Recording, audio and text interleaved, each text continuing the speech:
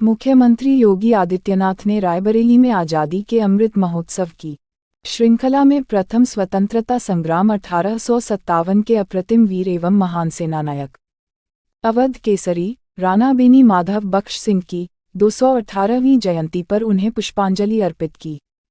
मुख्यमंत्री योगी आदित्यनाथ ने कहा कि 1857 के आंदोलन में अवध क्षेत्र के हजारों लोग शहीद हुए थे, लेकिन अफसोस इस बात का है कि हमारे पास उनका संकलन नहीं है। स्कूल और कॉलेज डिग्री बांटने के साथ ही अमर सेनानियों के गौरवशाली इतिहास को भी खोजें। छात्र छात्राएं जो प्रोजेक्ट तैयार करें उसमें अमर सेनानियों को शामिल करें।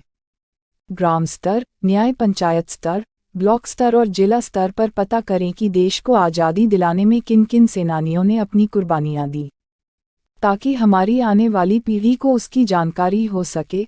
समारोह में प्रदेश के राज्य मंत्री स्वतंत्र प्रभार दिनेश प्रताप सिंह, राज्य मंत्री मयंकेश्वर शरण सिंह के अलावा सदर विधायक अदिति सिंह, सलोन विधायक अशोक कोरी ने भी भाग लिया। मंत्रियों ने कहा कि राणा बेनी माधव बख्श सिंह भारत माता के महान सपूत तथा स्वतंत्रता संग्राम सेनानी थे।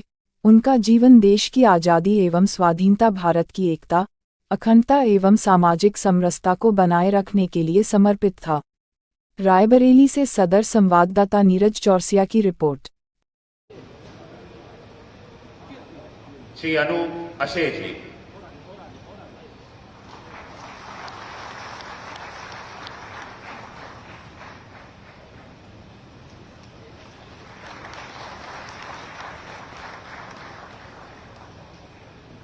बिहार के पूर्णिया जिले में जन्मे श्री शमशेर सिंह कार्य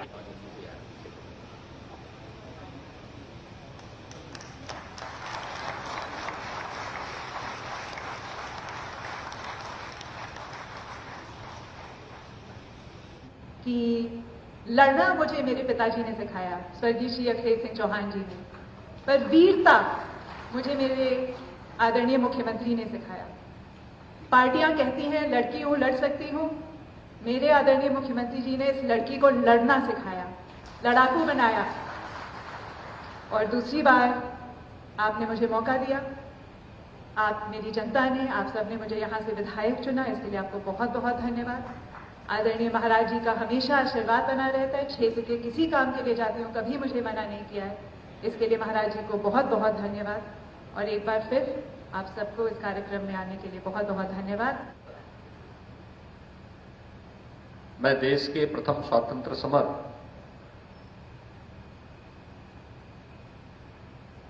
के अमर नायक, जिन्होंने इस पूरे अवध क्षेत्र को लगभग 1.5 वर्ष तक अंग्रेजों की प्राधीनता से मुक्त करके आजादी का एहसास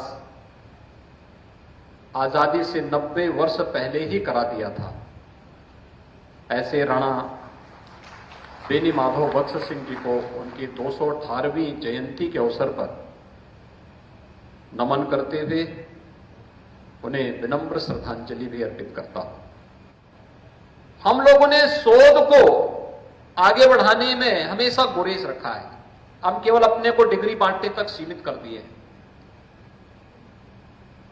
आजादी के अमृत महोत्सव के इस कार्यक्रम के दौरान हम लोगों की जिम्मेदारी बनती थी कि स्थानीय स्तर पर हम लोग उन सभी ज्ञात अज्ञात सेनानियों को ढूंढें जिन्होंने आजादी की इस लड़ाई में योगदान किया। मैं देख रहा था यहां पर कि राणा बेनी माधव बख्श सिंह जी को हम याद करते हैं, उनका स्मरण करते हैं। बीरा पासी को हम स्मरण करते हैं, वे उनके अमर सेनानी थे। लेकिन हजारों लोग जो शहीद हुए थे, हजारों सैनिक जो शहीद हुए थे प्रथम स्वतंत्र समर में अवध क्षेत्र में, उनके नाम क्यों गायब हो गए? क्या यह शोध का विषय हमारे लिए नहीं बनना चाहिए? क्या हमने गांव गांव में जाकर के, स्थानीय स्तर पर जाकर के, क्या कभी इन सभी बातों को वहां पर जानने का अवसर प्राप्त किया? बहुत सारी जगहों में, लोक गाथाओं में, लोक गीतों में, लोक परंपराओं में, कथा में, वहां की परंपरा में, वहां की बोलचाल की भाषा में, ये सब कुछ प्राप्त होता है, सब कुछ मिलता है। लेकिन उसको संकलन करने का दायित्व किसका? यह भी हमारी शिक्षण संस्थाएं अगर कर ले, केवल सरकार के भरोसे छोड़ करके नहीं कि जब सरकार किसी संस्था को जिम्मेदारी देगी तब हम करेंगे। ये तो हमारे हर स्कूल कॉलेजेस के जितने वहां के शिक्षक हैं उनके फाइनल ईयर के जो छात्र हैं जिन्हें अपना प्रोजेक्ट तैयार करना, उनकी जिम्मेदारी बनती है कि हम अपने प्रोजेक्ट का हिस्सा बनाएं। अलग अलग गांव को, अलग अलग क्षेत्र को, अलग अलग विकास खंड को, अलग अलग जनपदों को उसका केंद्र बिंदु बना करके, अब राजनीति का समय नहीं, अब कुछ ठोस कर गुजरने की आवश्यकता है। और हर व्यक्ति अगर अपने अपने क्षेत्र में कुछ ठोस करने की व्यवस्था कर सके, कुछ डॉक्यूमेंट तैयार कर सके, तो हम अपने आने वाली पीढ़ी के लिए कुछ दे सकते हैं। विकास खंड स्तर पर, ग्राम पंचायत स्तर पर, न्याय पंचायत स्तर पर, जनपद स्तर पर, नगर निकाय के स्तर पर हम बता सकते हैं कि देखिए फलानी फलानी जगह ये महापुरुष थे, इन्होंने उस समय किया था, उसका प्रमाण ये है। बहुत सारी जगह ताम्रपत्र होंगे मौजूद, हमें उनको ढूंढने की आवश्यकता है। बहुत सारी जगह पुरानी पांडुलिपियां होंगी, हमें उन पांडुलिपियों को ढूंढने की आवश्यकता है, हमें बताने की आवश्यकता है कि कहां और किस रूप में ये सब चीजें उपलब्ध होती हैं। ऐसे अनेक वृत्तांत मिलते हैं। अभी मेरे पास एक माह पहले महाराष्ट्र से कुछ संत आए थे। उन्होंने मुझसे समय मांगा और लखनऊ पधारे। उन्होंने मुझसे कहा कि आप हमारे आश्रम में एक बार पधारे। मैंने कहा देखिए मैं वहां कभी गया नहीं हूं, महाराष्ट्र में मेरे अनेक कार्यक्रम लगे हैं अलग अलग जगहों पर, लेकिन आपका आश्रम कहां है? उन्होंने कहा नहीं, आपके पीठ से हमारे आश्रम के संबंध रहे हैं। मैंने कहा मेरे पास कोई प्रमाण नहीं है कि कोई हमारे यहां से कोई व्यक्ति वहां कभी गया हो। उन्होंने कहा मैं अगली बार आकर के आपको उसके बारे में कुछ प्रमाण दूंगा। और फिर वह प्राचीन उन पांडुलिपियों को लेकर के आए, उन्होंने मुझे उपलब्ध कराया, कहा कि मैं ये मराठी की कुछ पांडुलिपि आपको दे रहा हूं, आप इसकी प्राचीनता को एक बार जानिए और फिर इनमें जो कुछ लिखा है इसका हिंदी रूपांतरण करके पढ़ने के बाद तब फिर आप मुझे आमंत्रित करना। मैंने उनको पांडुलिपियों को मैंने यहां पर अध्ययन के लिए दिया। पुरातत्व विभाग को देने के बाद फिर मैंने उनका अध्ययन किया।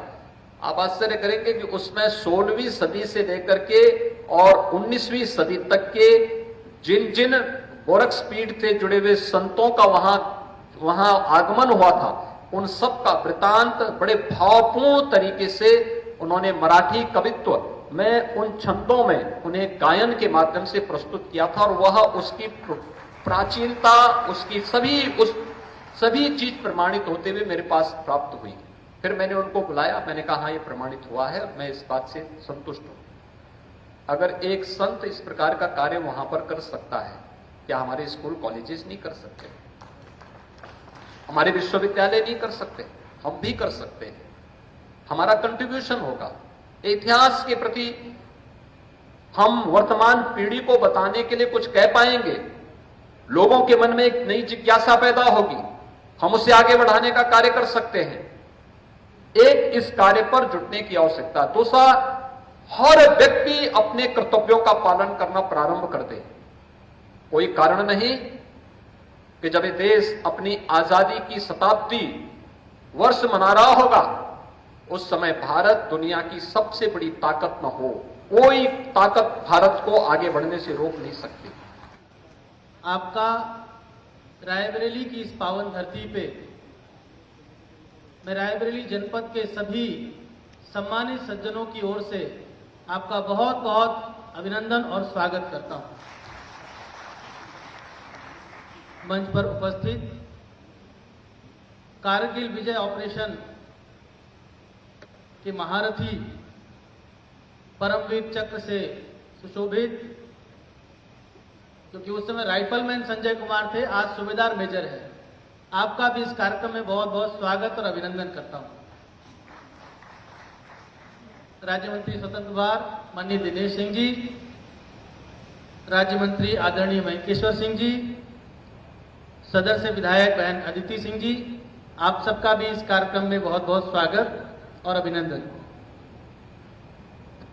मैं बहुत ज़्यादा कुछ ना कहते हुए आदरणीय मुख्यमंत्री जी का बहुत बहुत धन्यवाद व्यक्त करता हूं कि 2022 के विधानसभा चुनाव में मेरे एक छोटे से इस कार्यकर्ता के आग्रह पर आपने मेरी विधानसभा में एक कार्यक्रम दिया और उसी आशीर्वाद रूपी उस रैली की वजह से ही मैं वह चुनाव विधानसभा का जीत पाया। अपने उस बहुमूल्य समय से आपने जो मेरी विधानसभा में कार्यक्रम दिया, मुझे याद है आप आए और आपने ये कहा कि इस विशाल जनसभा के बाद ये बिल्कुल कंफर्म हो गया है कि तुम जीत रहे हो। आपकी वो बात बिल्कुल सत्य हुई। मैं आपका बहुत बहुत धन्यवाद देता हूं। इन्हीं शब्दों के साथ आप सबको बहुत बहुत एक बार अभिनंदन और शुभकामनाएं। धन्यवाद।